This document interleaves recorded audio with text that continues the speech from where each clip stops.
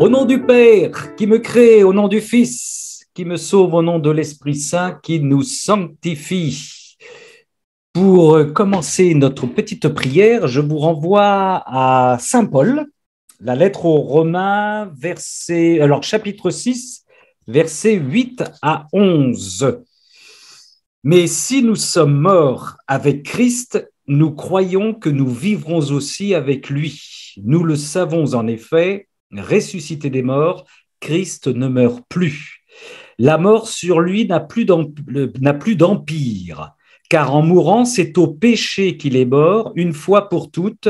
Vivant, c'est pour Dieu qu'il vit. De même, vous aussi, de même nous aussi, considérez que vous êtes morts au péché et vivants pour Dieu en Jésus-Christ. Considérons que nous sommes morts au péché et vivants pour Dieu en Jésus-Christ.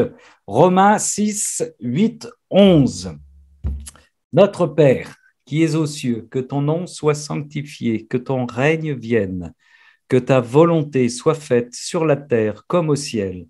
Donne-nous aujourd'hui notre pain de ce jour, pardonne-nous nos offenses comme nous pardonnons aussi à ceux et à celles qui nous ont offensés, et ne nous laisse pas entrer en tentation, mais délivre-nous du mal. Réjouis-toi Marie, comblée de grâce, le Seigneur est avec toi. Tu es bénie entre les femmes et Jésus, le fruit de ton sein, est béni. Sainte Marie, Mère de Dieu, prie pour nous pécheurs, maintenant et à l'heure de notre mort.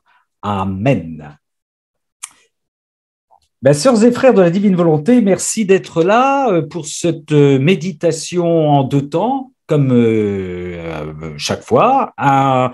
Une méditation, un topo, puis ensuite nous aurons un échange à la suite de cette méditation. Le thème, pureté d'intention. Alors, pureté d'intention, ce n'est pas moi qui ai choisi ce thème, c'est une de mes sœurs qui l'a choisi et qui m'a dit, comme c'est moi qui l'ai choisi, tu te doutes bien que c'est Jésus qui en moi l'a choisi, donc je ne pouvais pas refuser l'ordre, la consigne. Voilà ce que veut femme par l'intermédiaire de notre Seigneur, ou ce que veut le Seigneur par l'intermédiaire de notre sœur. Je vous lis, alors je m'étais, pour ceux qui ont vérifié, je me suis trompé dans la petite référence, c'est le 11 mai 1903, volume 4 et non pas volume 3, Jésus qui dit à Louisa, écoutez bien, il y a trois verbes déjà dans la première phrase. Qu'est-ce qui triomphe de tout? Premier verbe. Établit le bien complet dans l'âme. Deuxième verbe. Et sanctifie tout. Qu'est-ce qui triomphe de tout? Établit le bien complet dans l'âme et sanctifie tout. C'est la pureté d'intention. C'est-à-dire, poursuit le Seigneur, tout accomplir avec l'unique intention de plaire à Dieu. Il termine en disant « La pureté d'intention règle et corrige les vertus elles-mêmes, y compris l'obéissance. » Vous savez que Louisa parle beaucoup de dame obéissance, un grand combat avec la dame obéissance, et là Louisa. Donc la pureté d'intention règle et corrige les vertus elles-mêmes, y compris l'obéissance. Elle est comme un maestro qui dirige la musique spirituelle de l'âme. Alors, nous allons travailler ces deux mots, pureté d'intention. Et bon, peut-être falloir vous accrocher au départ. Voilà, j'ai creusé les mots. Et puis, ça va s'éclaircir petit à petit. De toute façon, je vous ai entendu, vous êtes particulièrement en forme ce soir. Il fait bon, tous les signaux sont au vert.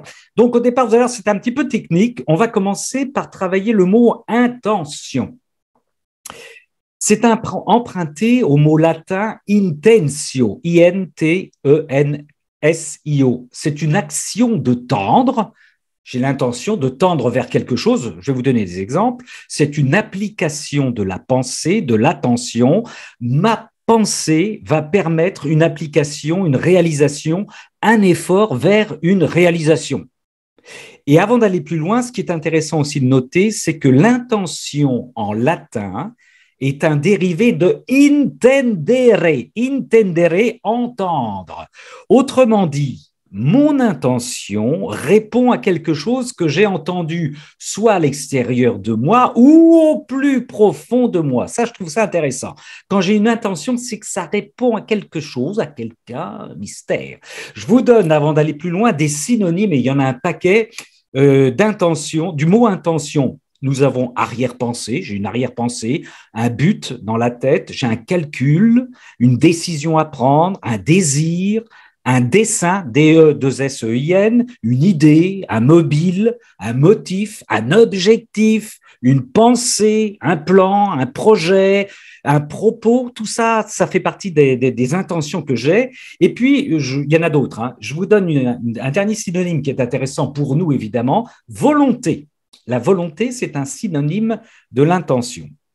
Autrement dit, l'intention, c'est le projet ou l'idée non encore réalisée, la volonté, le moteur qui permet la réalisation de l'intention.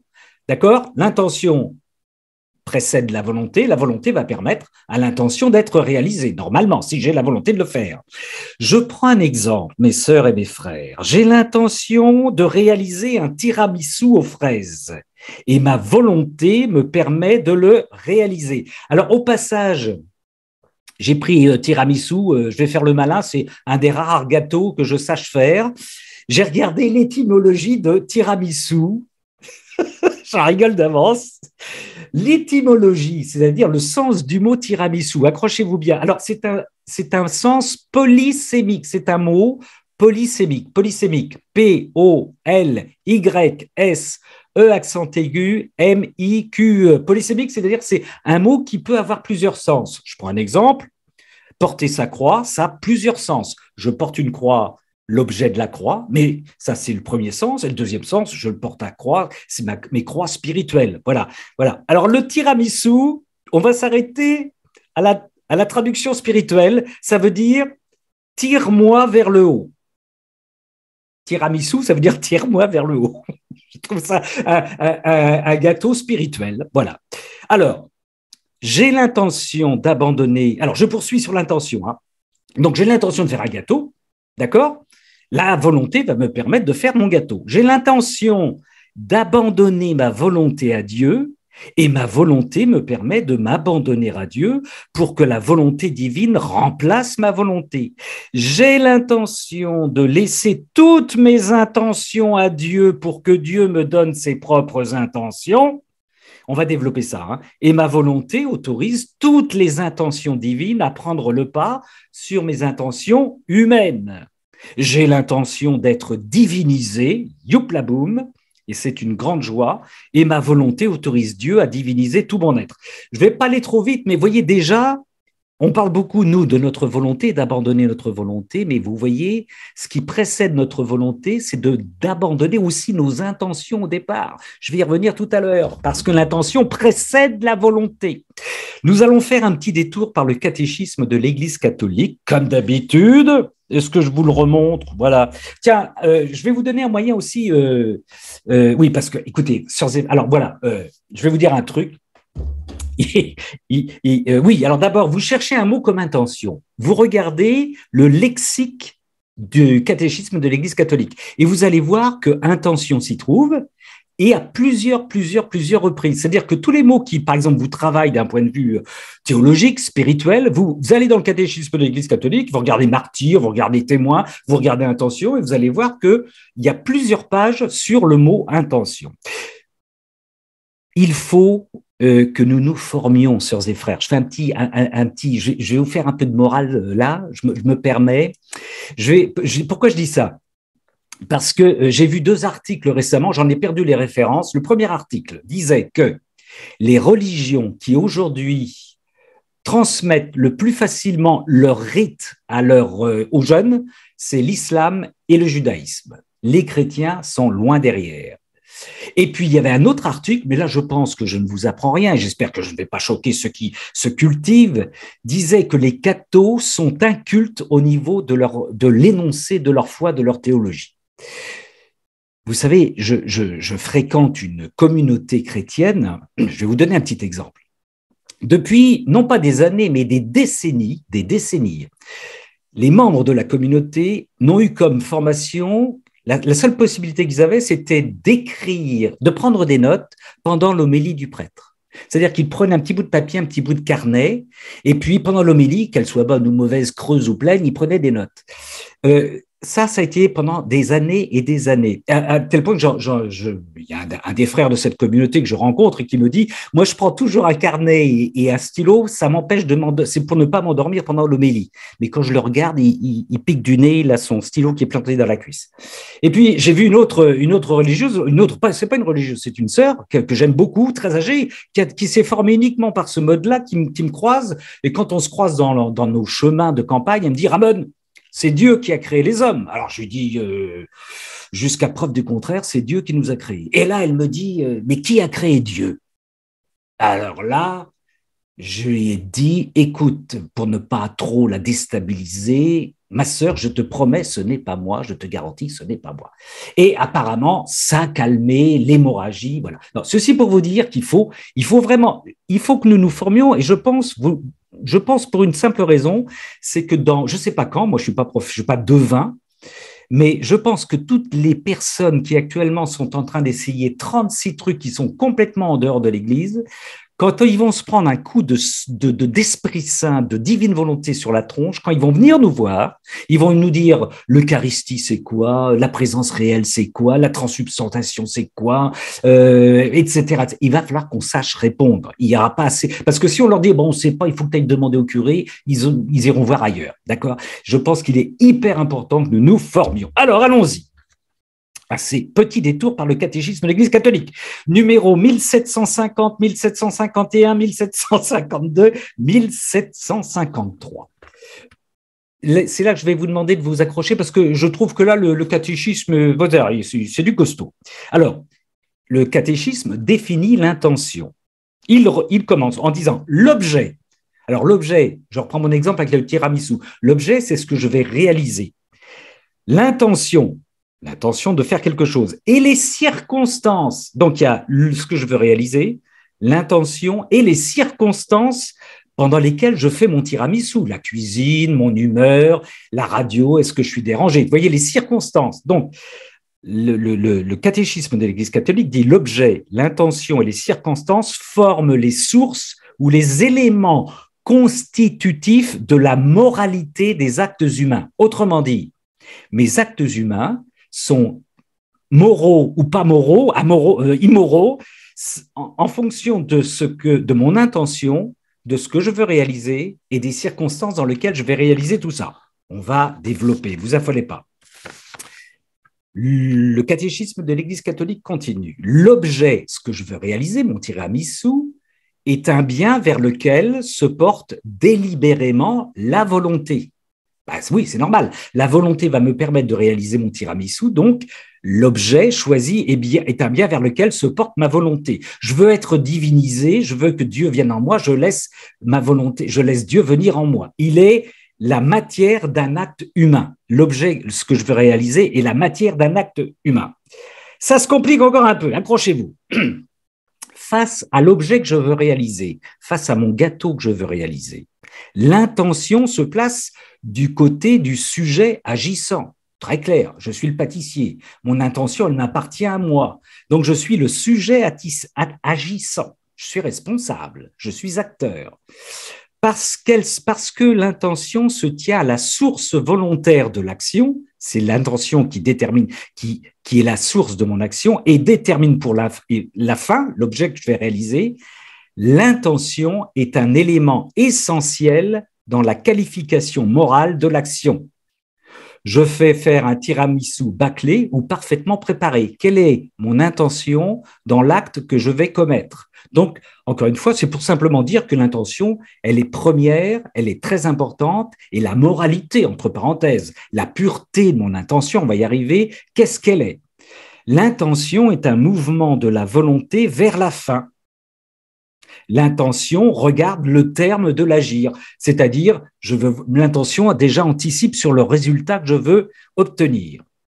OK? Je termine avec, c'est toujours le catéchisme de l'Église catholique qui parle. Elle est la visée, l'intention du bien attendu de l'action entreprise. C'est la visée du bien que je veux réaliser et de l'action que j'entreprends. On corse encore un peu les choses. Ça va, vous me suivez encore, c'est bon? L'intention ne se limite pas à la direction de nos actions singulières. Ça ne se limite pas simplement à une seule chose que je fais, mon gâteau, mais elle peut ordonner vers un même but des actions multiples. Elle peut orienter toute la vie vers la fin ultime. Par exemple, je vais reprendre l'histoire de mon gâteau. Dans ma vie, j'aime entreprendre et réussir tout ce que je fais comme un tiramisu. Mon intention qui veut que je réalise bien un tiramisu, mais en fait, c'est une intention que j'ai pour toutes les choses que je vais réaliser dans la journée. Donc, mon intention chapeaute toutes les actions que je peux mener, pas simplement une action singulière. Et là, le catéchisme de l'Église catholique nous donne un exemple. Par exemple, un service rendu a pour fin d'aider le prochain, mais peut être inspiré en même temps par l'amour de Dieu comme fin ultime de toutes nos actions. Tout ce que je vais faire comme charitable dans ma journée, c'est inspiré par l'amour de Dieu que j'ai en moi, ou l'amour de Dieu qui me motive et qui me pousse. Une même action peut aussi être inspirée par plusieurs intentions. Une même action peut être inspirée par plusieurs intentions, comme de rendre service pour obtenir une faveur ou pour en tirer une vanité. Je réalise un tiramisu pour faire plaisir et pour me faire plaisir, c'est-à-dire que j'ai une intention avec deux résultats attendus. Je réalise ce soir un Zoom pour être en compagnie, comme je l'ai dit au départ, de nombreuses femmes pour me faire valoir ou pour servir le Seigneur. Il peut y avoir plusieurs intentions dans l'acte que j'ai commis. D'accord? Allez, on termine parce que voilà, avec ce que dit le catéchisme de l'Église catholique, une intention bonne, par exemple aider le prochain, ne rend ni bon ni juste un comportement en lui-même désordonné, comme le mensonge et la médisance. Autrement dit, la fin ne justifie pas les moyens. Je reviens au gâteau, je prépare plein de gâteaux pour un ami qui est gourmand, alors que je vais le gaver. Voilà, j'ai une intention bonne, je vais lui faire plaisir, mais en même temps, je ne vais pas l'aider puisque je vais le gaver et le rendre, et je vais le faire gros. Enfin, vous voyez, bon. Ou je réalise un tiramisu pour ma belle-mère qui a du diabète, par exemple. Voilà, ça, j'ai une intention qui est perverse. Voilà, d'accord? Ainsi, alors ça, c'est le catéchisme de l'Église catholique qui poursuit, ne peut-on pas justifier la condamnation d'un innocent comme un moyen légitime de sauver le peuple? Sous prétexte de sauver le peuple, je ne peux pas condamner un innocent. La fin ne justifie pas les moyens. Par contre, une intention mauvaise surajoutée, c'est-à-dire que j'ajoute comme la vaine gloire ou la recherche de la gloriole, rend mauvais un acte qui de soi peut être bon. Un acte qui pourrait être bon peut être pourri par une intention mauvaise.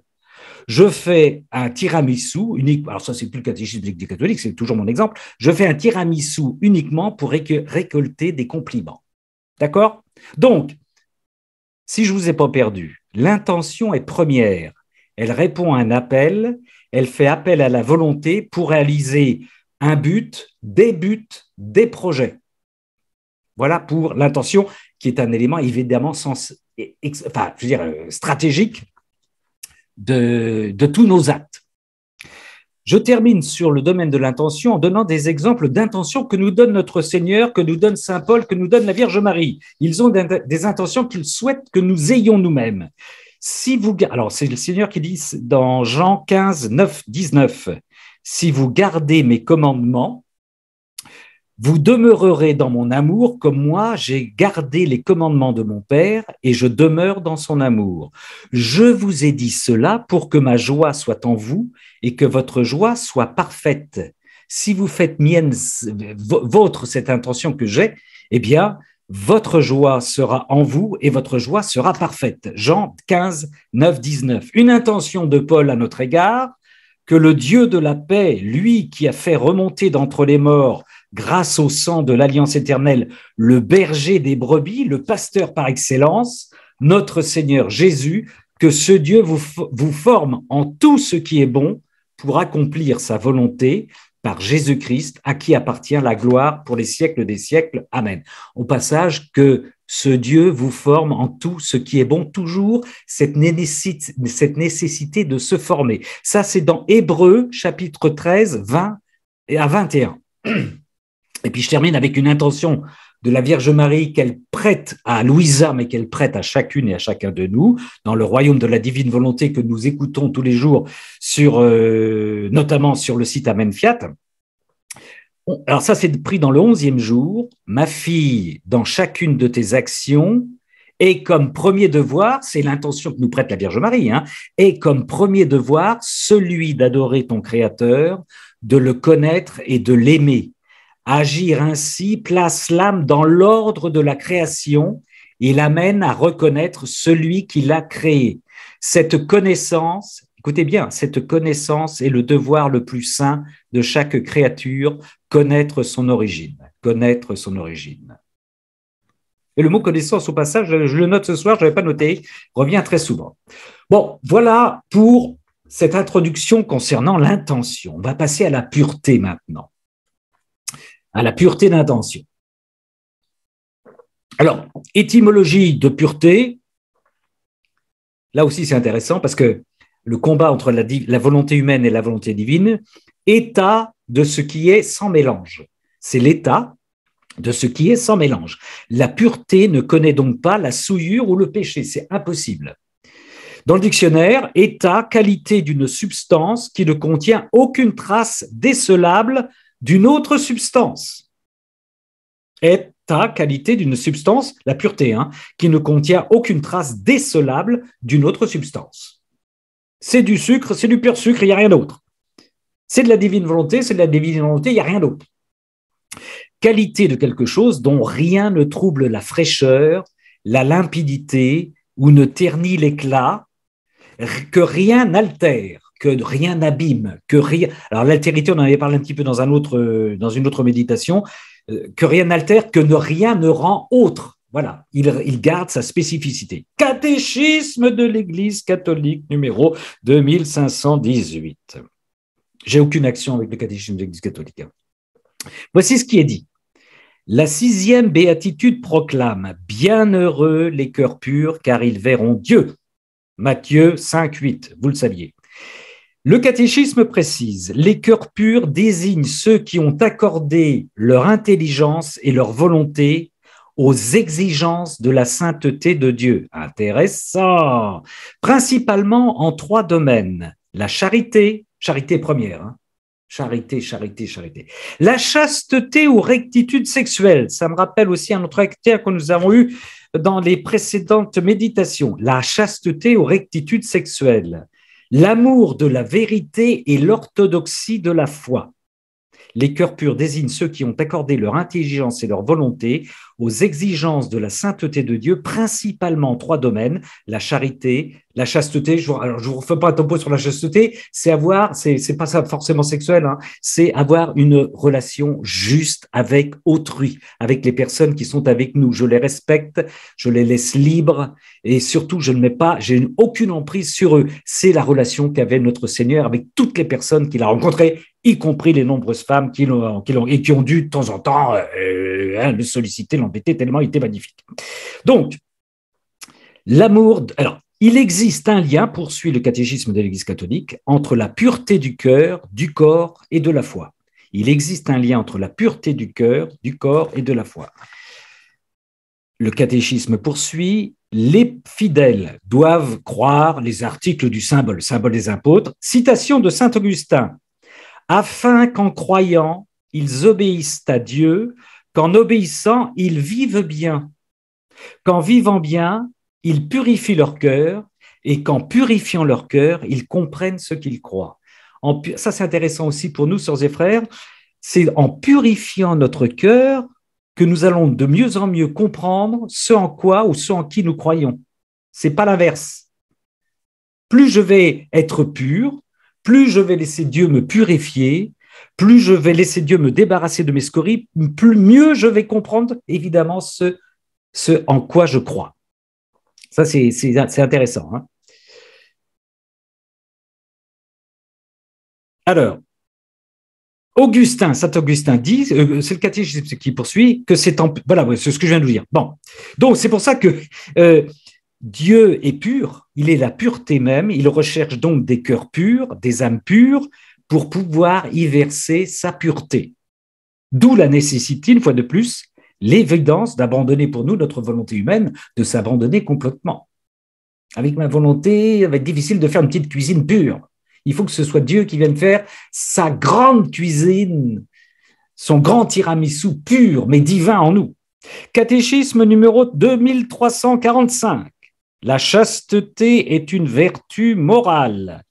Elle est aussi un don de Dieu, une grâce, un fruit de l'œuvre spirituelle. Le Saint-Esprit donne d'imiter la pureté du Christ à celui qu'a régénéré l'eau du baptême. La chasteté, vous voyez, encore un lien avec le Christ. Le Saint-Esprit donne à d'imiter la pureté du Christ. Christ était pur dans toutes ses relations, bien entendu. Il était chaste, purement chaste. Il était chastement pur. Et c'est important, la chasteté, de se dire qu'encore une fois, alors là, je vous renvoie, encore une fois, si vous voulez, il faut vraiment travailler ce thème de la chasteté qui est très, très mal compris, très évidemment, qui est un mot qui ne veut strictement rien dire aujourd'hui pour nos contemporains et les médias, bien entendu. Mais c'est encore une fois la justesse de la relation avec autrui, c'est très important, très, très important. 2336, catéchisme de l'Église catholique, Jésus est venu restaurer la création dans la pureté de ses origines. Jésus est venu restaurer la création dans la pureté de ses origines. Quand notre Dieu nous dit que dans la divine volonté, nous pouvons retrouver l'état que connaissait Adam avant la faute, il nous restaure dans sa pureté aussi. Dans sa pureté aussi. C'est ça qui est extraordinaire. Isaïe, chapitre 1, verset 18, c'est Isaïe qui parle, venez et discutons, dit le Seigneur, si vos péchés sont comme l'écarlate c'est rouge très vif, ils deviendront blancs comme la neige, s'ils sont rouges comme le vermillon, ils deviendront comme de la laine. Isaïe 1, 18. Jésus prend souvent en exemple les enfants. Pourquoi ? Parce qu'ils sont purs. Parce qu'ils sont naïfs. Attention, naïfs au sens premier du terme, au bon sens du terme. Un naïf, pas au sens de quelqu'un qui a... C'est pareil, on gâche tous les mots. Enfin, pour un naïf, c'est un bonnet, c'est quelqu'un qui avale tout. Un naïf, c'est quelqu'un qui est ingénu, qui a une innocence franche, qui est confiant, qui est simple par inexpérience ou par nature. Je suis simple par inexpérience ou par nature. Je suis un enfant et je rencontre Jésus qui me fait du bien, je suis complètement ouvert. C'est en cela que je suis naïf. D'accord ? Donc, il faut donc être naïf, habillé d'une innocence franche pour lire le livre du ciel. Eh oui, si je suis trop compliqué, si je suis trop tordu, je vais avoir du mal. Il faut complètement s'abandonner, être totalement confiant pour recevoir le don de la divine volonté et en vivre. Si déjà j'ai des tonnes et des tonnes, révélation privée, ça dépasse en longueur, c'est foutu. Livre du ciel, 17 mars 1914, volume 11. Jésus à Louisa, avec cette âme, une âme naïve, il n'y a pas de voile de secret entre nous et elle, il n'y a pas de nôtre et de tien, mais tout est commun. Et ce que nous sommes par nature, impeccable, saint, c'est Jésus qui parle, impeccable, saint, moi j'ai rajouté et pur évidemment, nous rendons l'âme telle par grâce afin qu'il n'y ait aucune disparité entre elle et nous. Aucune disparité entre elle et nous. La pureté d'intention se retrouve. Vous voyez, déjà, pour accepter ce genre de phrase, vous voyez, il faut qu'on soit de grands naïfs au sens premier du terme, quoi. Aujourd'hui, on est tellement noirs pessimistes que c'est pas possible. On va jamais y arriver à ce genre de truc. Mais si, le Seigneur nous propose ça. D'accord ?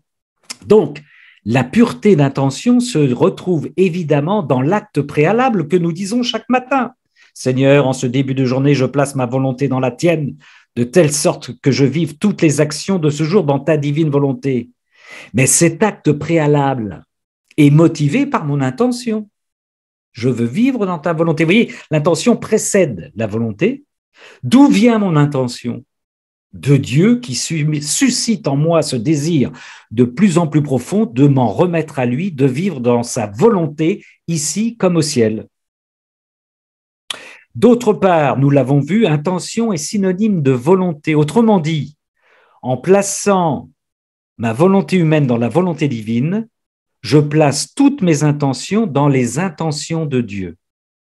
Et mes intentions deviennent pures quand elles sont purement divines ou divinisées. Il faut donc demander à la puissance trinitaire de nous donner ses intentions comme elle nous donne sa volonté. Que veux-tu que je fasse ce matin, Seigneur? Quelle est ton intention pour moi dans ma journée?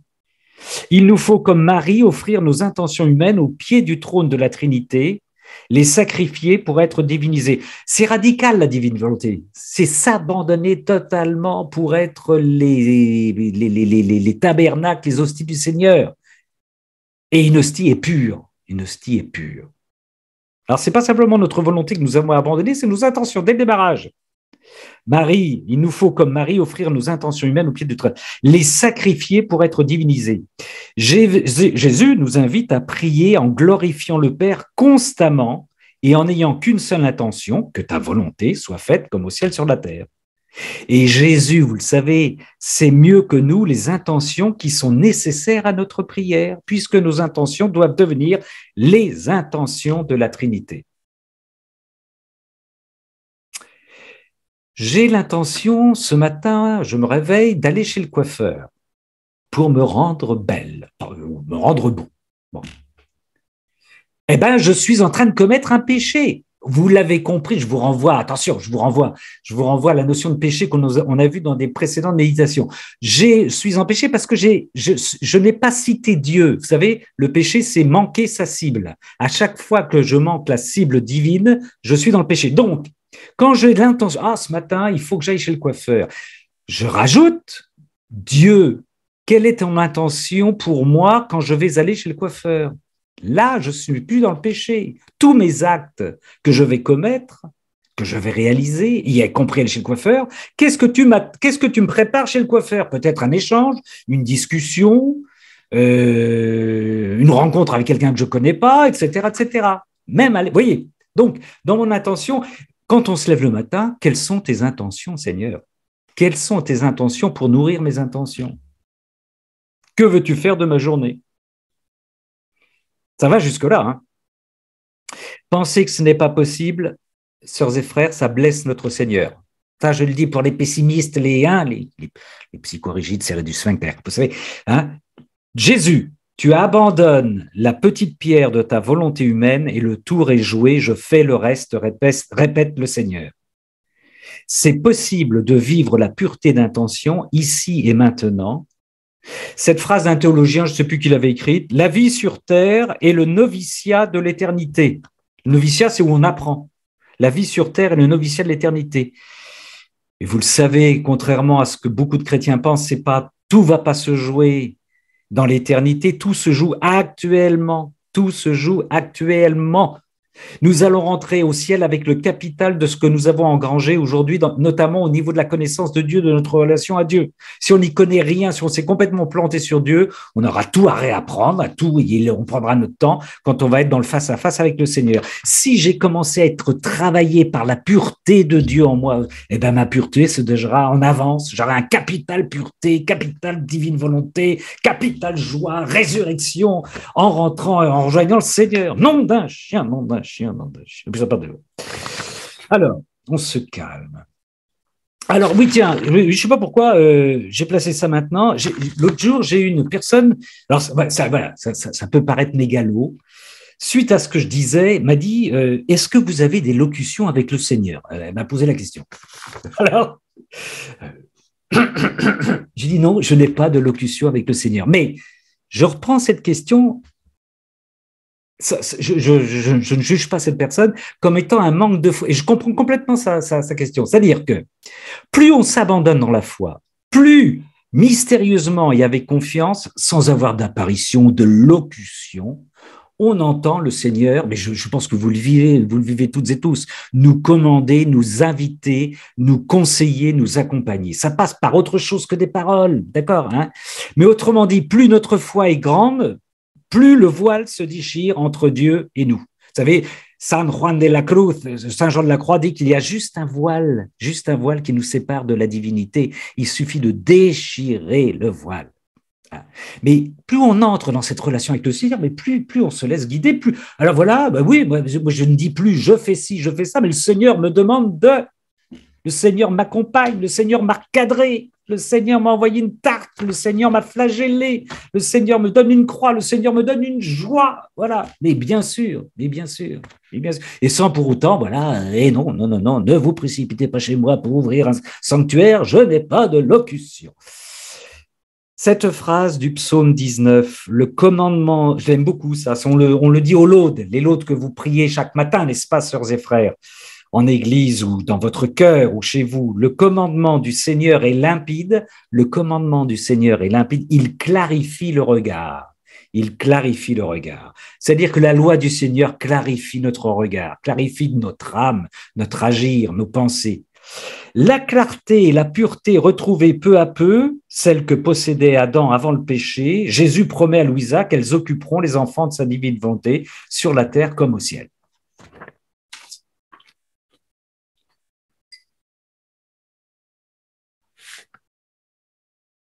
J'en ai terminé pour la pureté d'intention. En résumé, mais je pense que ma sœur qui m'a demandé ça savait ça parfaitement.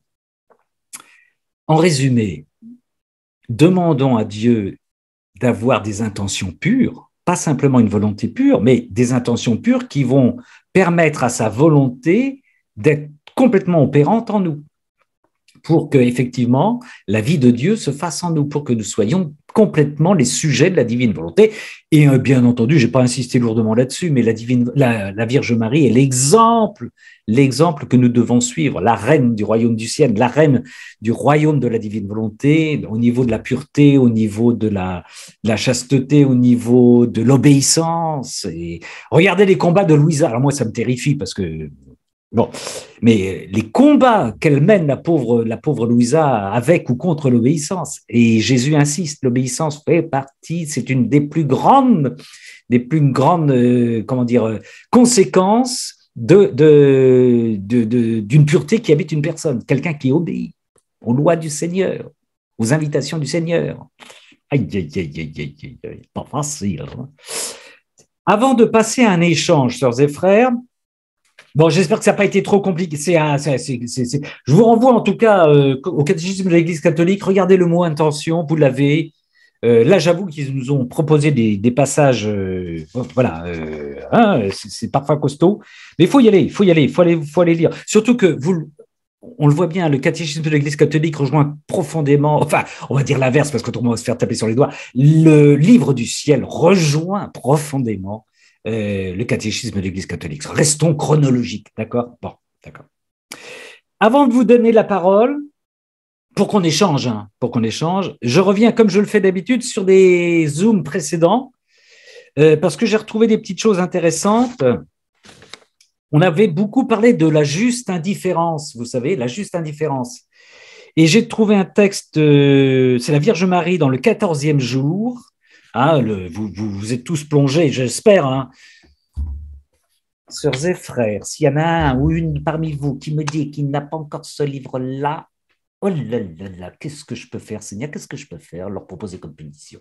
Alors, bon, vous l'avez forcément, bien entendu. C'est énorme, hein, c'est énorme. Bon, voici ce qu'elle dit. Ma fille, sens-tu dans ton cœur la joie, la paix et le détachement pour toutes les choses et toutes les personnes, la juste indifférence. De même, le courage de faire tout ce que la divine volonté te demande. Sens-tu dans ton cœur le détachement? Il faut être détaché de tout.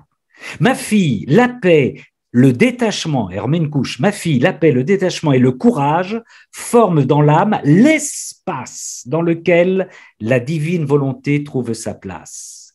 Être imperturbable, quelle que soit sa souffrance, apporte un état de fait continuel dans la créature. Être imperturbable, quelle que soit sa souffrance, apporte un état de fait continuel dans la créature. Marie, 14e jour, la juste indifférence. D'accord? Ça, c'était pour rejoindre un sujet qu'on avait abordé la dernière fois, ou l'avant-dernière fois, peu importe. J'ai entendu, évidemment, comme vous, beaucoup de vidéos, d'audio, juste sur... Alors, moi, parmi ceux qui m'ont frappé cette semaine, sur les châtiments contre l'Église, mais aussi... Alors, j'étais très étonné, c'est la première fois que j'entendais, je ne l'avais pas encore lu. Jésus parle des laïcs et des clercs et des prêtres, mais il parle des laïcs. La position des laïcs et la position des clercs, Je vous laisse découvrir le sujet, volume 10, 16 mai 1911. Volume 10, 16 mai 1911. Entre nous, juste entre nous, ah ben oui, notre Seigneur dit que certains clercs empêchent les laïcs d'être saints. C'est incroyable. Enfin, c'est incroyable. Bon, voilà.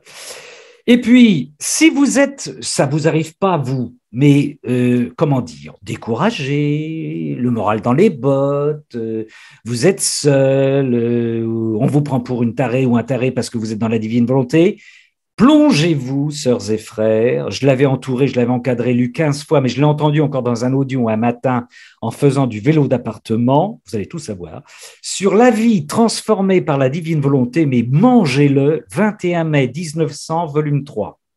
21 mai 1900, volume 3. Quand vous êtes vraiment attaqué par les forces obscures, lisez ça, c'est un régal. Un régal. Voilà. Bon, je ne sais pas si ma pauvre sœur a appris quelque chose, mais enfin bref, elle me le dira après.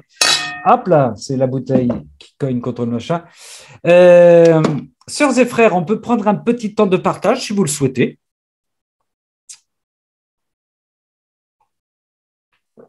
Un petit temps de réaction.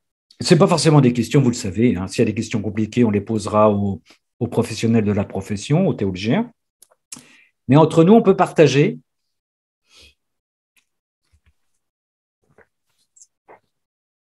On te demande la dernière référence, Ramon, s'il te plaît, que tu nous as donnée au tome 3. La dernière référence. La dernière référence au tome 3, que je vais vous la redonner, c'est le 21 mai 1900, volume 3.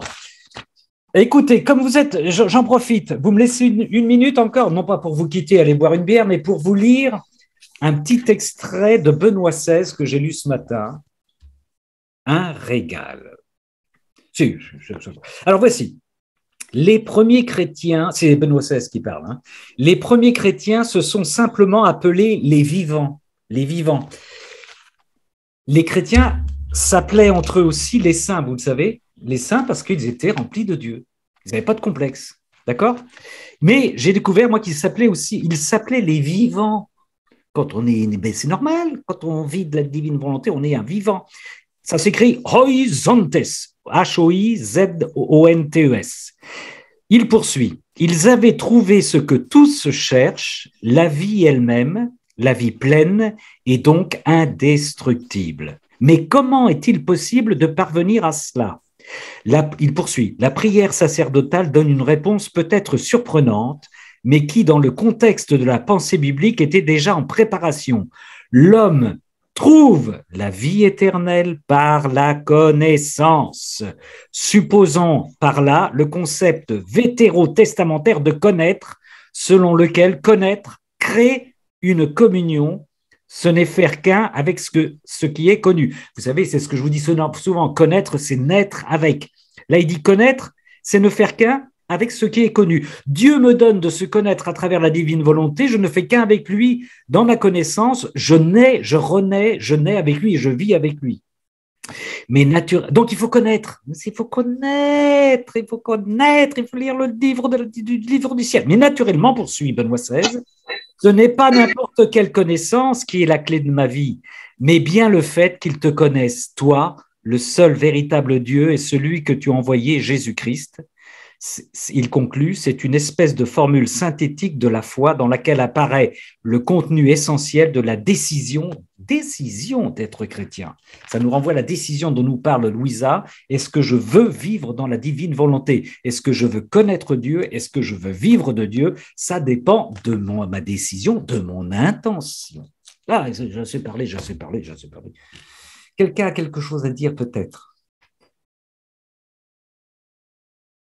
Vas-y, Caroline. Caroline. Bonjour à chacun. Alors, désolé, ma caméra marche pas. En tout cas, merci Ramon.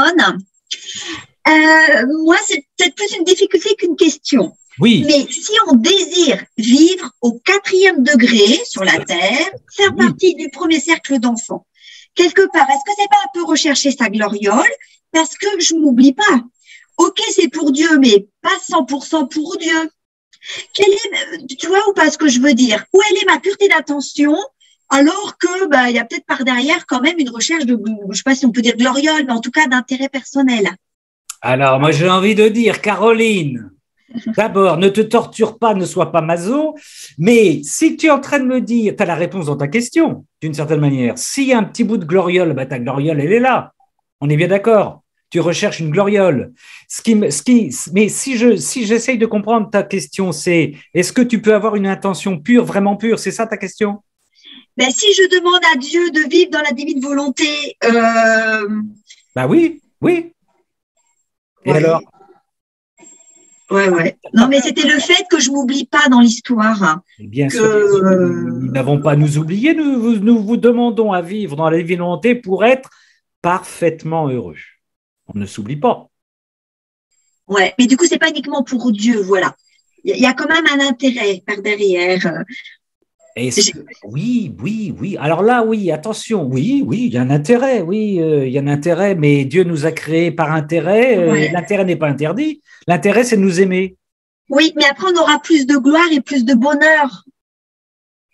Après, il y a des points de conversion à faire de mon côté. Ah bon? Comment? Tu vois ce que je veux dire ou pas? Oui. Il y a une conversion à faire de mon côté, je le sais, mais ça me travaille cette question-là. Oui. Il ne faut pas être maso, hein, Caroline. Hein. Tu vois ce que je veux dire?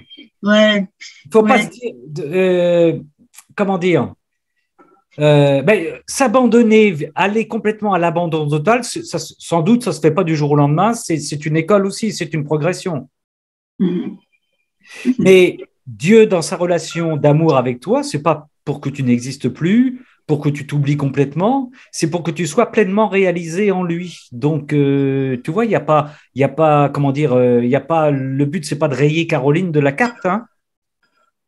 Oui, mais du coup, c'est pas uniquement pour Dieu, 100% pour Dieu. Voilà, il y a un petit pourcentage pour Caroline. Et c'est pour Dieu et c'est pour toi, mais comme Dieu t'a fait pour lui, c'est pour Dieu et pour toi. Ok, merci. Merci, Ramon. Merci, Caroline. Je dirais quelque chose. Oui. Je voudrais dire quelque chose. Oui, Géraldine, vas-y. En fait, il faut être parfaitement unis, en fait. Si on est deux, si on est nous, enfin, si on est unis, si on est avec le Christ, si on est avec Dieu, on ne se pose pas de questions, en fait. Il faut être parfaitement unis. On n'est pas tout seul pour répondre à cette dame. Oui. En fait, si on est deux, c'est-à-dire on est avec Dieu, oui, avec le Christ, on n'a pas de... Notre attention est pure. Oui, on n'est pas en train de s'observer d'une certaine manière. Voilà. On vit par Dieu et en Dieu. Voilà. Ouais. C'est tout simple. Oui, on fait tout avec lui. Oui. On fait tout avec lui. Sans arrière-pensée. On reste avec lui. On reste unis. Ouais. Voilà. C'est vrai. Est-ce que ne reflète nos actes dans la divine volonté? Oui. Qui nous parle là? Carole. Pardon? Vas-y, repose ta question. Je n'ai pas entendu. Ou ta remarque, je n'ai pas entendu. Oui, excusez, je vais mettre mon micro sur la ligne. J'entends très mal. Dans la divine volonté. Oui, voilà, c'est bien là. Oui. Le Seigneur ne refait-il pas tous nos actes? Oui, il a refait nos actes. Oui. Alors, mais je veux dire, ça répond à Caroline, si le Seigneur refait nos actes dans la divine volonté, même si nos actes ne sont pas parfaits, il les perfectionne. Exact. Oui. C'est vrai. Mais en même temps, ce que voulait dire Caroline, c'est qu'elle voudrait, d'une certaine manière, hein, si j'ai bien compris, que le Seigneur n'ait plus à les refaire, c'est-à-dire que mes actes soient purs dans mes intentions et dans mon agir, pour que je ne sois pas, pour que je n'oblige pas le Seigneur, effectivement, hein, à refaire mes actes parce qu'il y a un petit coin d'intérêt personnel, tu vois, ou de recherche de satisfaction personnelle, d'après ce que j'ai compris, tu vois. Ouais. Et Géraldine nous disait, effectivement, je pense que, comment dire, mais ça, c'est difficile à expliquer. Être abandonné complètement dans les mains de Dieu et agir en lui, c'est c'est comme un enfant, c'est ne plus se poser des questions. Est-ce que je le fais pour moi? Est-ce que je le fais pour... Mais non, je me laisse conduire. Dieu, le Seigneur me conduit. J'ai réalisé des choses, j'ai rencontré des gens aujourd'hui, j'ai fait des actes. sans arrière-pensée. J'étais dans la confiance totale. J'ai suivi le Seigneur. Le Seigneur me précédait. Et c'est peut-être qu'après, à la fin de la soirée, à la fin de la journée, que je vais faire offrir tout ça au Seigneur, disant que c'est incroyable ce que j'ai fait. Je l'ai fait en toi, par toi et avec toi. Sans me poser de questions, j'allais dire, comment dire, pas perverses, mais tordues, quoi. Est-ce que je l'ai fait pour moi, etc., quoi. Mais pour ça, il faut être complètement abandonné. Ouais. Oui, en fait, Ok, merci. Ce que je peux te dire, c'est qu'il faut être dans une chasteté aussi avec Dieu. C'est-à-dire qu'on doit. On t'entend plus, Géraldine. On t'entend pas. Ah, ça y est, là, c'est bon? Oui, c'est bon. En fait, il faut avoir conscience de ce qu'on fait, puisqu'on est dans la divine volonté, que Dieu nous habite et tout ce qu'on fait, on le fait avec lui. Donc, on est aussi dans la chasteté avec Dieu. On parlait de chasteté, on est aussi dans cette chasteté, hein, donc le respect de Dieu et dans cette justesse avec lui. Donc, nous aussi, notre relation, elle doit être vue, hein, on doit être dans le respect de Dieu, puisqu'il est là, il nous habite et on le possède, il nous possède. Donc, c'est cette relation qui est importante. Ouais. Nous aussi, on doit être dans la chasteté avec Dieu. Oui, oui. Ne pas nous tromper dans notre relation. Oui, oui. Et avec les autres. Ouais. Les 2 premiers commandements. Et c'est pour ça, encore une fois, je pense qu'il faut, mais ça on le sait bien, qu'il faut nous abandonner, lui demander quelles sont tes intentions pour nous, quelle est ta volonté pour nous. Viens prendre toute la place, quoi. Pas à 98%, mais à 100%, quoi. Viens nous aboutir. Oui, il faut être dans cette justesse de relation avec Dieu. Oui, mais c'est lui qui nous rend automatiquement purs. Quelle que soit la chose, il nous rend purs. Oui, oui. Oui, Hélène. De tous les côtés, de quelque manière que ce soit. Ouais. Autrement, on peut dire il y a toujours quelque chose de nous. Mais si lui, il est en nous et basta. Oui, oui, tout terminé. À fait. Tout à fait, oui, oui. Basta, c'est terminé, mais oui. Ben oui. Mais oui. Oui. Françoise, oui. Moi, je me demande en ce mois de Marie, là, enfin, c'est un peu aussi un témoignage, c'est que lorsque dans la journée, bon, on pense au Seigneur comme est dans sa volonté, le fait de s'abandonner dans les bras de Marie, ça simplifie beaucoup les choses, parce que du coup, il y a une relation d'amour déjà, mère-fille, et quelque part, on est tournés toutes les deux vers le Seigneur et on sent que c'est elle qui fait les choses quelque part. Et Marie, eh bien, ça aide beaucoup, beaucoup, beaucoup, et ça aide surtout à pas trop se poser de questions. On fait confiance, quoi, comme un enfant dans les bras de sa mère. Et un enfant, il se pose pas toujours des questions. Est-ce que je marche bien? Est-ce que j'ai pas les pieds tordus? Est-ce que je fais ci? C'est sa maman qui surveille ou ses parents. Et quand le Seigneur nous demande de ressembler à des enfants, hein, il le dit dans l'Évangile, oui. C'est ô combien vrai. Mais oui. Enfin voilà, je trouve que Marie est très, très, très importante pour simplifier les choses et nous aider dans la journée. Mais oui, oui. C'était juste ça que je voulais te dire. Oui. Non, mais c'est important. Hein. C'est important de, voilà, si on est un peu dans le combat, dans des difficultés, voilà, se tourner vers Marie, toi qui as réussi, toi qui as su faire, toi qui t'es abandonné complètement, ben voilà, apprends-moi, montre-moi le chemin, quoi. C'est la première en chemin, hein. Mais c'est sûr, c'est sûr. Elle n'attend que ça, Marie. Hein. Elle n'attend que ça. D'ailleurs, il y a des bagarres souvent entre Jésus et Marie et Louisa. Quand Jésus, par exemple, veut répandre sa justice par des châtiments, Louisa cherche à s'interposer. Et c'est Marie qui va dire à Jésus, mais non, mais je suis pas d'accord. Et j'ai lu ça hier ou avant-hier. D'ailleurs, Jésus et Marie se disputent, ils se communiquent dos à dos parce qu'ils sont pas d'accord. Et Marie dit, va voir Louisa, elle est prête à recevoir toute l'amertume pour que tu atténues ta violence. C'est-à-dire que Marie intercède entre Jésus et Louisa à plusieurs reprises, quoi, hein, pour soit calmer Jésus, soit pour faire en sorte que Jésus ait une communication directe avec Louisa. Donc oui, Marie est primordiale, elle est super importante. Et en cela, elle est soumise à Jésus. Oui. qui passe au moment où elle dit ça, qui passe par Louisa. Oui. Marie est soumise aussi à Jésus par ce biais-là. Oui. Après, ça dépend. Oui. Après, ça dépend de la. Oui, tout à fait, oui.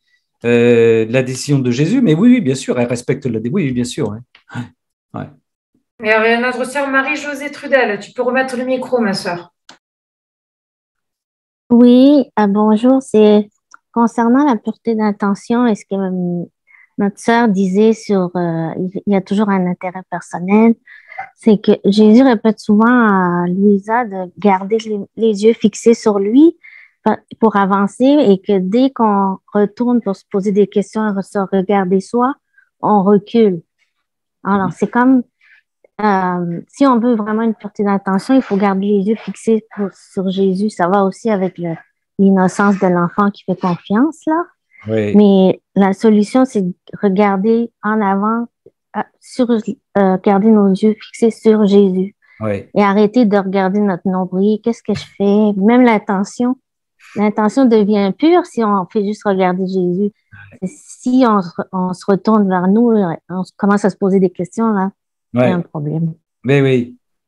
Et éventuellement, on peut ajouter Jésus, Marie, je te donne mon corps et mon âme tout de suite, voilà, quand je suis dans un trouble, une problématique, et pop, je vais garder les yeux sur toi, pop. Et tout de suite, il envoie une claque au problème pour répondre à notre place, quoi. Ça, c'est sûr. Ouais. Garder les yeux sur Jésus, ouais. C'est important. En fait, il faut être en amour toujours. Hein. Il faut être en amour dans nos intentions. Toujours en amour, dans l'amour de Dieu. Il faut toujours être dans cette relation d'amour. C'est tout simple. Ah, c'est tout simple. Ce qu'on fait, ce sont des actes d'amour. Oui, bien sûr, ouais. Ouais. Si nos actes sont purs, ils sont dans l'amour. Voilà, ils sont simples. Ils sont purs. Ouais. Le fait, ça peut aider hein, pour les gens qui aiment visualiser, ça peut être se dire, voilà, j'accompagne Jésus, vous voyez, sur les chemins de Palestine, et quand j'ai un combat, un problème, ou je sais pas quoi, qu'est-ce que je ferais? J'irai tout de suite m'appuyer contre lui, j'irai tout de suite me précipiter vers lui pour dire Jésus, voilà, ou simplement le regarder, l'écouter, ça me calmerait, ça me pacifierait, quoi. Avoir une relation effectivement qui fait que top, tout de suite, je me plonge sur Jésus, je me plonge en Jésus, je me plonge en Dieu ou en Vierge Marie, comme s'ils étaient là physiquement, quoi. Hein, c'est important, quoi.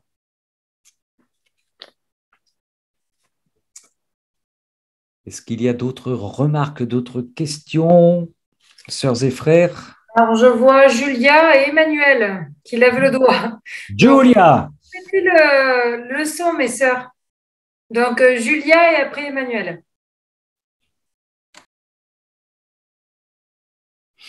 Julia, on n'entend pas. Ça y est, voilà. C'est bon. Bonjour. Donc, en fait, c'est idiot. C'est vraiment bête, mais c'est tout bête. Mais comme le Seigneur, il nous apprend des choses tellement simples, en lisant Luisa Picaretta, j'ai découvert qu'il faut désirer être saint. Oui. Et j'étais un petit peu freinée, comme dans cette idée, il y a l'intention pure, ah oui, mais je veux mettre en avant. Non, je désire être saint pour que le Christ, pour que Jésus, pour la très sainte Trinité, réalise son projet d'amour sur l'homme. Oui. C'est pas pour nous, c'est pour qu'il réalise et qu'il ait tous ses enfants autour de lui. Ça, c'est le désir de sainteté. Et le plus de Luisa Picaretta, c'est qu'en fait, on le fait aussi pour les autres. Et j'ai lu quelque chose qui m'a époustouflée. Je crois que c'était dans Saint Paul. C'était le but de la foi, c'est d'amener des âmes au ciel. Oui. Et je trouve ça mais merveilleux. Oui. Et en fait, pareil, là, je prépare le tome 6 pour notre petit groupe. Et quand on voit que Jésus se fait nourriture et qu'il attend qu'une chose, c'est que nous soyons aussi sa nourriture lors de la communion. Et quelle est sa nourriture? C'est l'âme, qu'on lui remette qu'on lui remette notre volonté, nos affections, nos désirs, mais c'est fabuleux, quoi. C'est fabuleux. C'est un cadeau merveilleux de pouvoir parler des tomes aux autres, parce que quand on lit, peut-être qu'on va trop vite ou qu'on croit comprendre, tandis que là, je dois expliciter. Je fais des phrases, je mets des mots. Mais c'est d'une puissance, c'est impressionnant. C'est impressionnant. Donc voilà. Et par contre, ce qui me gêne un tout petit peu, c'est vrai que ta présentation est intéressante, mais on se dit, oh là là, l'intention pure, je l'aurai jamais. Mais c'est tout simple, tout faire pour Jésus. Et s'il y a autre chose dedans, c'est que c'est pas pur, quoi. Et oui, hein, la définition, voilà. En tout cas, oui, vas-y. Grand merci, en tout cas. Grand merci. Merci, Julia. Pour compléter d'une autre façon ce que tu viens de dire, et là encore, sans aucune prétention de notre part, mais devenir saint, devenir pur, c'est devenir lumineux. Jésus disait que, vous savez, Adam et Ève, avant le péché, ils n'étaient pas du tout à poil, nus comme on le pense, ils étaient lumineux. Habillés de lumière. Habillés de lumière. Et il dit aussi que dans les troubles, dans les tourments qui viennent, qui vont venir, peu importe, ce seront les enfants de la divine volonté qui seront remplis de lumière, qui vont faire que ils n'auront plus rien à faire, sont les gens qui vont être dans le désordre, les terreurs complètes, vont se retourner vers la lumière, en disant, mais comment faites-vous pour être aussi lumineux, en paix, etc., etc. Donc, comme tu viens de le dire, Julia, c'est pas pour devenir des lumières, tu vois, au sens des lumières, des glorioles, c'est pour laisser passer la lumière de Dieu qui va toucher effectivement les autres, quoi. Mais quelle joie, quelle joie. Quelle joie. Et Jésus nous rappelle qu'il fallait, à son époque, il fallait qu'il fasse, c'était une de ses plus grandes souffrances, c'était de retenir cette lumière parce que les apôtres et tout son entourage n'allaient pas le comprendre, quoi. Alors, on a les exemples, encore une fois, la transfiguration, ils étaient complètement perturbés, nos pauvres apôtres, quoi. Mais en fait, c'est ce vers quoi il veut nous amener évidemment, par sa présence totale en nous, quoi. Mais ça, effectivement, pour irradier les autres, alors ça, c'est génial, fantastique. Donc là, oui, ça pourrait répondre aussi à ce que c'est Caroline, hein, au départ. C'est aussi pour compléter, comment dire, la pêche aux âmes et faire plaisir à notre Dieu par notre pureté, par notre sainteté. On va aller à la pêche aux âmes, quoi. Voilà une intention qui est extraordinaire, une intention qui est bonne, quoi. Qu'aucun de ceux-là ne se perde, quoi. Mets ton micro, Emmanuel, ma sœur.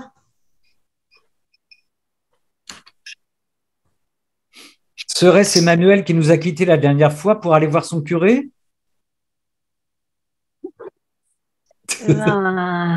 Oui, c'est pas aller le voir et il m'avait téléphoné. Bon, Emmanuel, la prochaine fois, écoute-moi bien. Mais celui-là, il ne va pas aller dans la divine volonté tout de suite. Hein. Il y en a un autre qui m'a demandé. Il m'a demandé, c'est quand? Il y a 2 jours.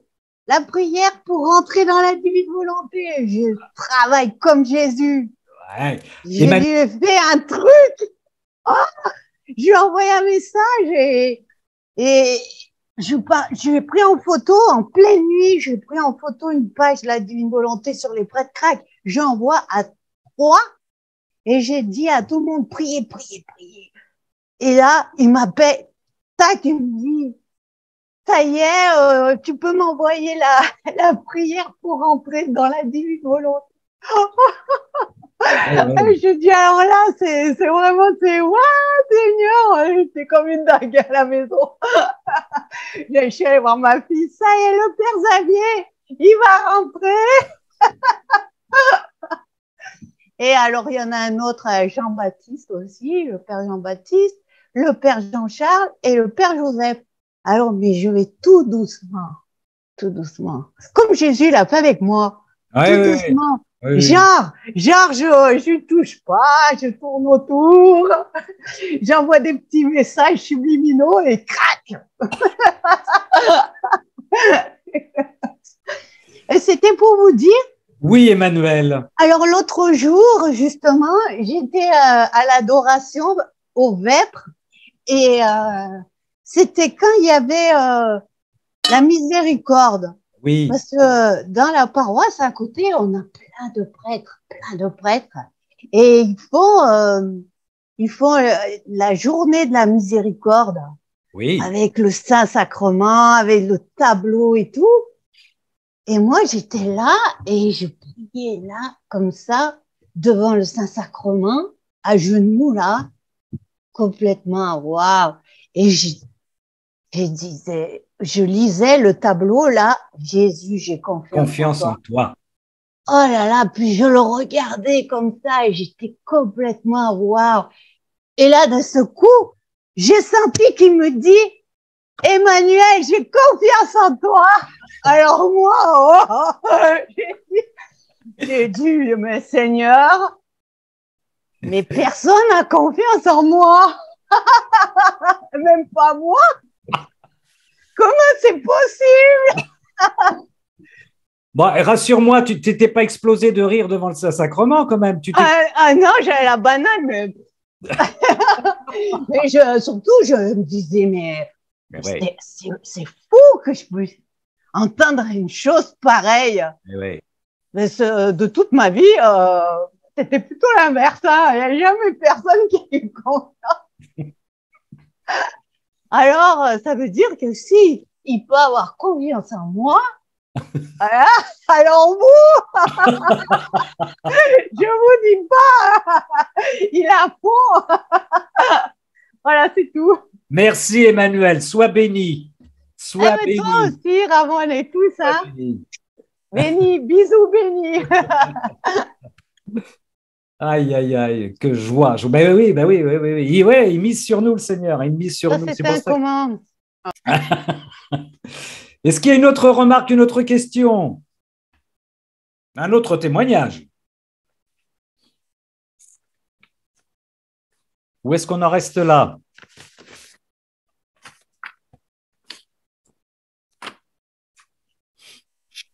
Moi, Oui? Il y avait quelqu'un qui s'est lancé là. Oui, je voulais dire un truc. Géraldine, vas-y. Vous m'entendez là? Oui, on t'entend, Géraldine. Pour parler de la dame qui voulait arrêter de fumer la dernière fois. Oui. Vous savez? Oui. La dernière audio, l'avant-dernière. Eh bien, j'ai pensé en fait, bien sûr qu'il faut prier, on prie tous, mais si elle a entendu à l'intérieur d'elle que la volonté de Dieu, c'était qu'elle arrête, eh bien, c'est sa propre volonté à elle aussi, puisque c'est l'union des volontés. Oui. Comment dire? Si Dieu le veut, je le veux. Si tu le veux, je le veux. Donc, elle n'a pas de problème, elle n'a pas de questions à se poser. Si elle le veut, il le veut. D'accord. Donc, elle le fera. Donc, elle le fera, mais après, il faut qu'elle le veuille, puisque Dieu le veut. D'accord. Il doit signifier de cette façon-là. C'est un petit peu ça dans la divine volonté. Hein. Je le veux parce que tu le veux. Dieu le veut, je le veux. Oui, enfin, j'essaie de le faire comprendre, mais c'est ça. Voilà. Et puis sinon, dans le je suis, c'est pareil. Le je suis, comme je disais tout à l'heure, eh bien, Dieu est partout dans le je suis. Il nous signifie je suis dans la fleur. Ouais. Quand on regarde une fleur, on voit le je suis. Oui, on voit Dieu. Oui, on voit, voilà, on est dans cette communion avec le je suis, avec toutes les choses créées. Oui. Quand on regarde une fleur, vraiment, on est plongé dans la fleur et on est plongé dans le je suis. Il y a comme un retour d'amour entre la fleur et nous, entre l'animal et nous. On voit Dieu, je ne sais pas comment expliquer. Oui, mais il le dit très souvent. En retour. Il le dit très souvent dans le livre du ciel. C'est important de comprendre. Oui. Combien on est en communion, c'est la communion d'amour qu'on a avec tout le créé et avec chaque chose, chaque être vivant, parce qu'on est vivant avec le vivant et on est dans cette communion avec le vivant. C'est très important que je suis. Enfin, j'essaye de faire comprendre. Oui, mais tu as raison, Géraldine. Il le dit souvent dans le livre du ciel qu'il est dans toutes les choses qu'il a créées. Et en ce moment, on peut dire qu'il nous régale à travers toutes les beautés qu'il nous donne dans la nature. Actuellement, il nous envoie des messages d'amour, mais d'une manière incroyable, quoi. Hein. Voilà, on le reçoit, il nous reçoit. Voilà, on le reçoit. Oui. J'ai entendu cette semaine, et il dit à Louisa que tous nos actes sont en évidence pour lui, puisqu'il dit que même les gouttes d'eau tombées du début jusqu'à la fin, il peut donner leur nombre, les gouttes d'eau tombées sur la terre. Jésus dit ça, tu vois. Donc, rien ne lui échappe, rien ne lui échappe. Et donc, effectivement, il communique actuellement dans la beauté de la nature en ce moment, c'est des je t'aime qu'il nous envoie, mais par millions et par millions, qu'on peut lui retourner, bien entendu. Tu es là, tu me donnes un baiser d'amour à travers les roses. On a tous des roses actuellement qui sont en train d'exploser. Eh ben, je te les rends, Seigneur. Je les donne à la Vierge Marie, je les donne à la Trinité. Et je veux dire par là que c'est comme une présence. Vous voyez, on est dans la présence, on est en présence de la rose, on est en présence de Dieu. Oui. C'est une présence vivante. Oui. On est dans cette présence, dans le présent aussi. Oui, dans le je suis, d'accord, oui. Voilà, c'est très, très beau. Oui. Et s'il n'était pas là actuellement, tout s'effondrerait. On n'aurait plus de roses, on n'aurait plus rien. Hein. Et on est dans le présent du souffle de Dieu, là. Mais ça, c'est sûr, oui, c'est sûr. Le présent immédiat, oui, le présent sacré, le présent de Dieu, actuellement, oui, tout à fait, tout à fait. Et actuellement, il est en train de jubiler avec nous. Mais oui, il est en train de jubiler avec nous. C'est extraordinaire. Parce que ce que nous disons, ce que nous faisons, c'est parce qu'il le veut, il nous a initiés. Il dit, regarde, il y a un petit paquet là, pendant que tout le monde est en train de faire des allers-retours, des bouchons sur les… Il jubile, joie. Il est très heureux avec ses enfants. Voilà. Ouais. Et ouais. Oui. Est-ce qu'il y avait quelqu'un d'autre?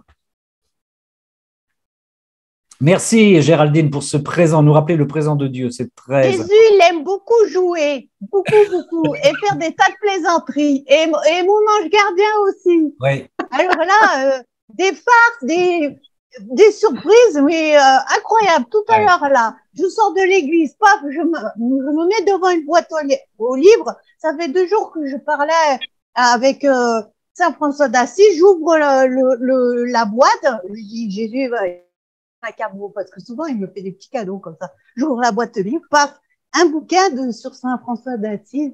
Et puis il dit dans la création, il y a Jésus partout, dans toutes les fleurs, dans tous les arbres, dans tous les nuages.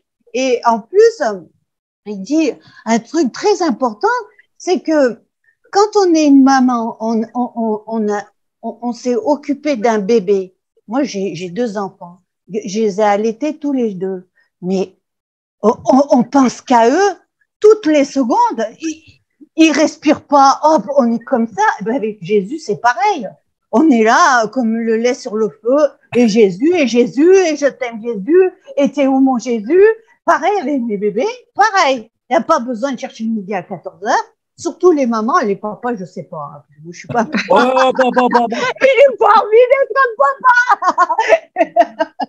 Mais vous pouvez faire pas. Les mamans, c'est super simple. Si vous êtes des mamans, avec Jésus, il n'y a pas plus simple.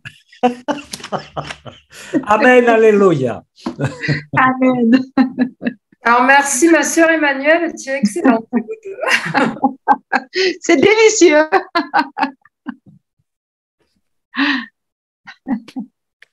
Mais mon Ramon, je crois qu'on a fait le tour de la question. Eh bien, c'est parfait, c'est parfait. Eh bien, merci pour votre participation et puis à une prochaine fois. Merci, Marolande, pour ton aide précieuse. Merci. Voilà, et puis ensemble, on va demander à notre Seigneur de nous bénir au nom du Père et du Fils et du Saint-Esprit. Amen. Dans sa joie, Amen. dans notre joie qui est sa joie. Amen. Alléluia. À bientôt. Et puis vous pouvez… À bientôt. Merci, Ramon. Au revoir et bonne soirée. Au revoir. Au revoir. Merci. Dieu vous bénisse. Au revoir. Au revoir.